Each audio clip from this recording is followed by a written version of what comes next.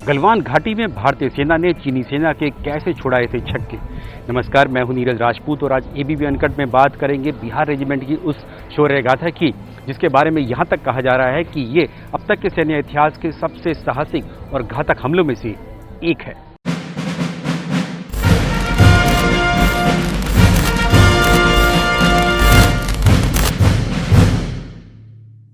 15 और 16 जून की रात को गलवान घाटी में भारत और चीन की सेनाओं के बीच में जो हिंसक झड़प हुई थी, अब उसके बारे में जो जानकारी है छन छन कर सामने आने लगी है।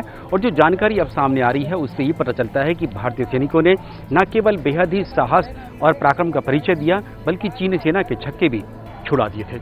जो जानकारी मिल रही है उसके मुताबिक जो चीनी सेना ने जो अपनी ऑब्जर्वेशन पोस्ट बनाई थी, एक टेम्पररी ऑब्जर्वेशन पोस्ट बनाई थी गलवान घाटी में एक ऊंचे पहाड़ पर, उस पर जाकर भारतीय सैनिकों ने हमला किया। न केवल हमला किया बल्कि चीनी सेना में हड़कंप मच गया इस हमले में, और न केवल हमले किया बल्कि जो चीनी सेना की जो पोस्ट थी उसको आंख के हवाले भी कर दिया था।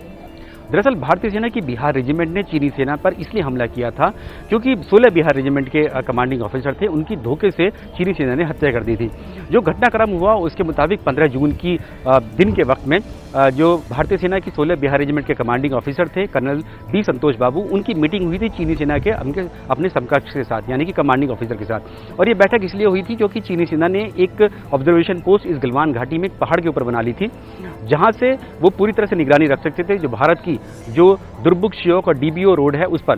तो क्योंकि ये विवादित इलाका है गलवान घाटी में, यहाँ पर किसी भी तरह की कोई स्थायी या अस्थायी चौकी नहीं बनाई जा सकती है। इस बात को लेकर भारतीय सेना ने अपना विरोध जताया था चीनी सेना से, और उसी के बाद से यहाँ पर गतिरोध बढ़ता जा रहा था। यहाँ पर फेस ऑफ की स्थिति बन गई थी। 6 जून को जब कोर कमांडर्स की मीटिंग हुई तो इस बात पर तय हुए कि ये जो गलवान घाटी है, यहाँ पर जो पेट्रोलिंग पॉइंट नंबर 14 है, जहाँ पर चीनी सेना ने अपनी एक अस्थायी ऑब्जर्वेशन पोस्ट यानी कि एक निगरानी चौकी बनाई थी, कैंप बनाया था, उसको हटा लिया जाए यहाँ से। उसी को लेकर मीटिंग हुई थी दिन के टाइम में 15 जून को, तो उसमें कर्नल संतोष बाबू ने हिस्सा लिया था।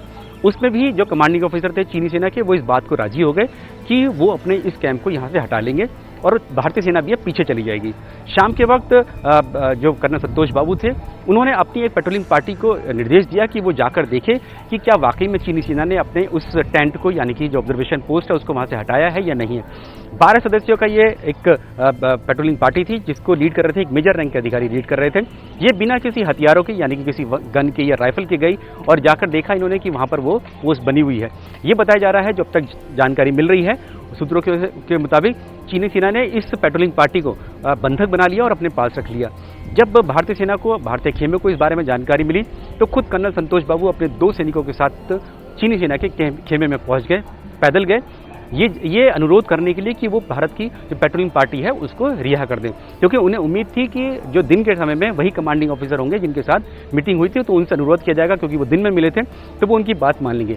लेकिन यहाँ पर चीनी सेना के कैंप में जाकर उन्हें पता, जब वो पहुंचे वहाँ पर तो चीनी सेना ने न केवल उन्हें घेर लिया बल्कि उनकी धोखे से हत्या कर दी।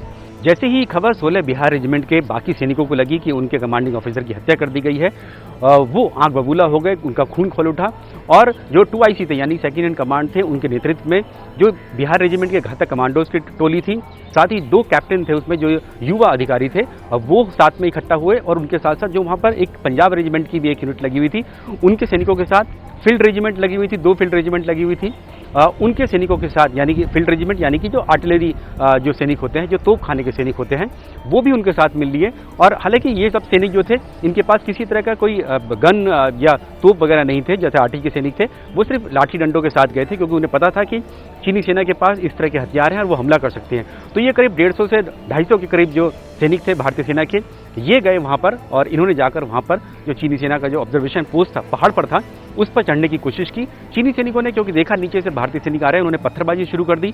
पत्थर की वजह से काफ़ी सैनिकों को चोट आई, लेकिन जो भारतीय सैनिक थे, बिहार रेजिमेंट के जो सैनिक थे, वो ऊपर चढ़ गए, वहाँ उस पहाड़ पर चढ़ गए जहाँ पर वो ऑब्जर्वेशन पोस्ट थी, और वहाँ पर जाकर हड़कंप मच गया। जमकर वहाँ पर मारपीट हुई, कई घंटे तक मारपीट होती रही, लड़ाई झगड़ा होता रहा, लाठी डंडे चले।